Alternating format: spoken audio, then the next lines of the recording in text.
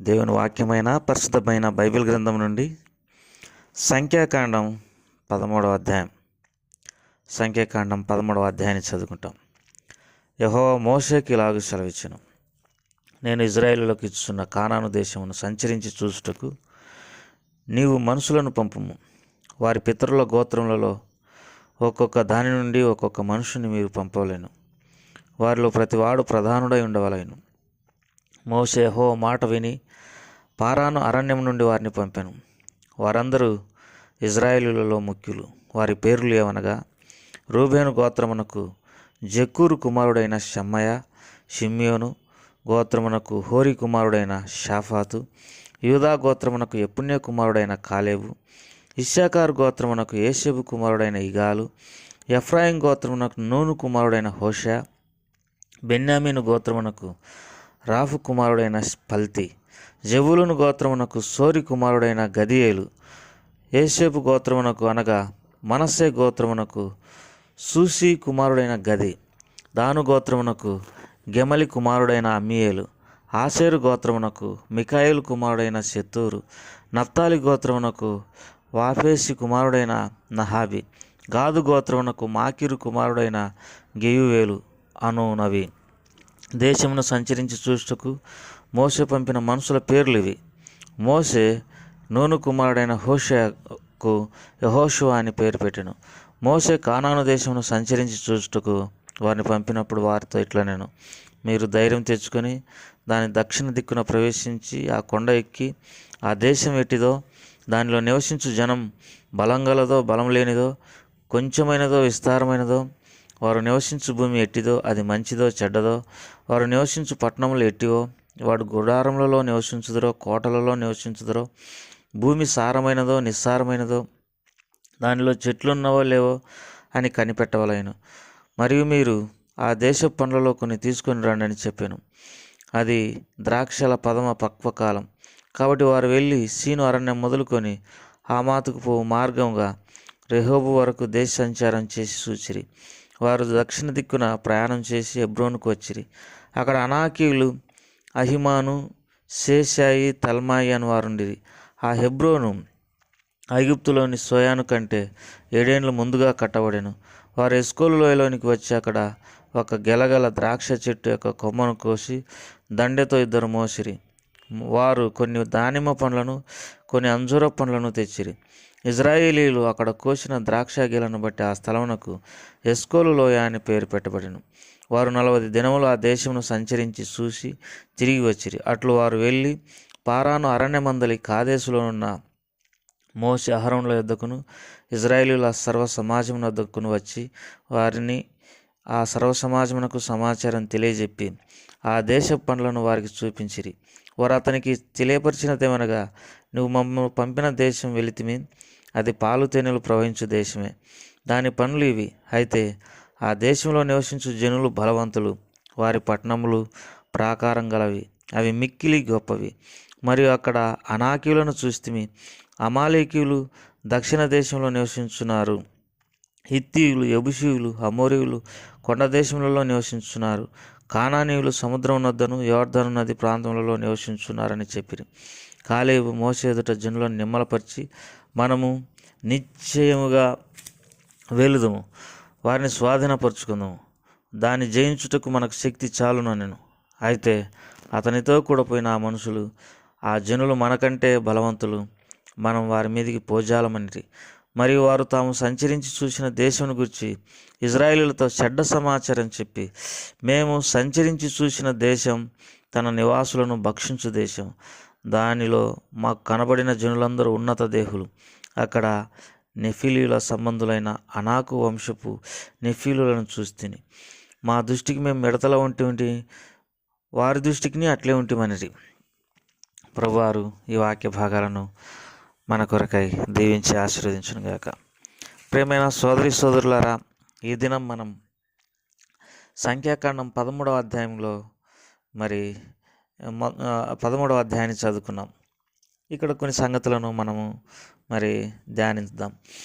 చూడండి, దేవుడు ఇజ్రాయేలులకు ఇచ్చిన కానాను దేశాన్ని చూడడానికి వేగుల వారిని లేకపోతే దాన్ని పరిశీలన చేయడానికి ముఖ్యులైనటువంటి వారిని పంపాలని మరి మోషేకు ఆజ్ఞాపించినాడు.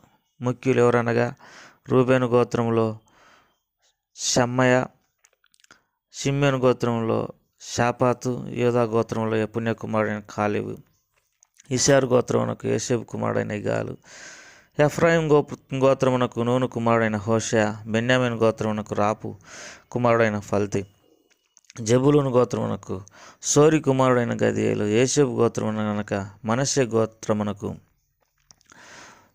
సూసి కుమారుడైన గది, దాను గోత్రమునకు గెమలి కుమారుడైన జమ్మేలు, ఆషేరు గోత్రమునకు మికాయేలు కుమారుడైన శెతూరు, నఫ్తాలి గోత్రమునకు వాపేసి కుమారుడైన నహాబి, గాదు గోత్రమునకు మాకి కుమారుడైన గెవీయేలు అనునవి.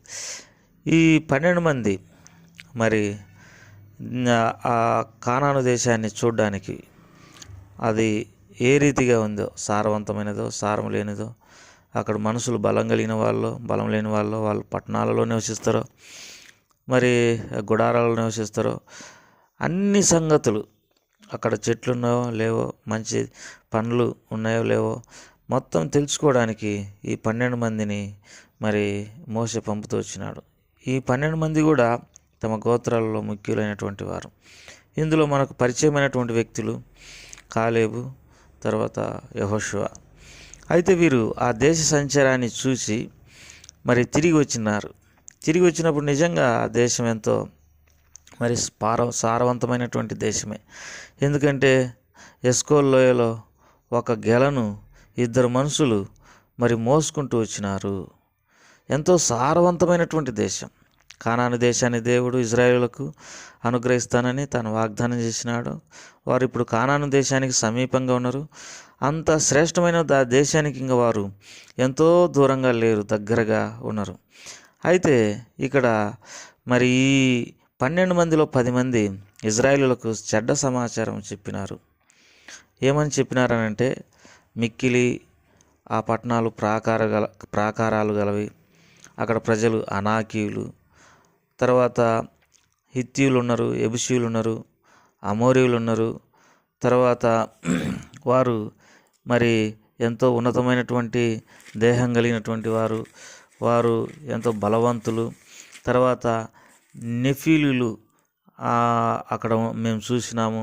నెఫీలీల గురించి మనం దేవుని వాక్యంలో మరి ఆది కాండంలో 6వ అధ్యాయంలో చూడగలం. నెఫీలీలు అంటే బలాత్కారులు.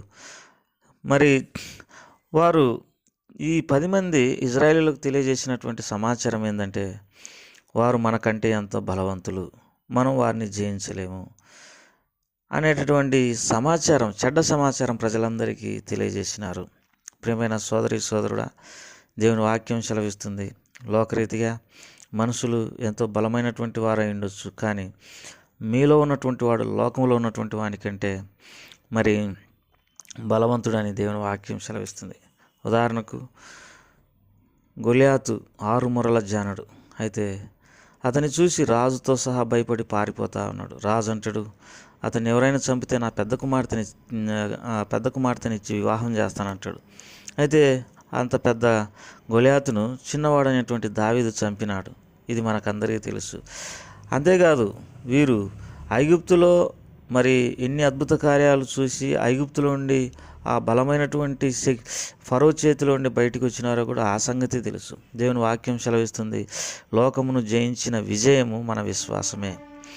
తర్వాత మనము మరి యేసుక్రీస్తు ప్రభువారి ద్వారా అత్యధిక విజయం పొందుతున్నాము మరి అని దేవుని వాక్యంలో ఉంది. నువ్వు ఘనకార్యములు పూనుకొని విజయం పొందుదుగా కానీ దేవుని వాక్యంలో ఉంది. కానీ ఈ 10 మందిలో అనగా ఇజ్రాయేలుల పెద్దలలో ఉన్న ఈ 10 మందిలో 2 మాత్రమే మంచి సమాచారం సెలవిస్తూ వచ్చినారు. ఏమన్నారంటే, మనం ఆ మనుషులను మరి చంపేదాం, అందులో ఉన్న ప్రజలను మనము చంపేదాం, మనం ఆ దేశాన్ని తప్పక లోపరుచుకుంటాం, మనకు శక్తి సరిపోతుందని మోషే, కాలేబు, యెహోషువ సెలవిస్తూ వచ్చినారు. కానీ మిగతా 10 మంది వారిలో విశ్వాసం లేని కారణాన్ని బట్టి చాలా బలహీనంగా మాట్లాడుతూ ఉన్నారు.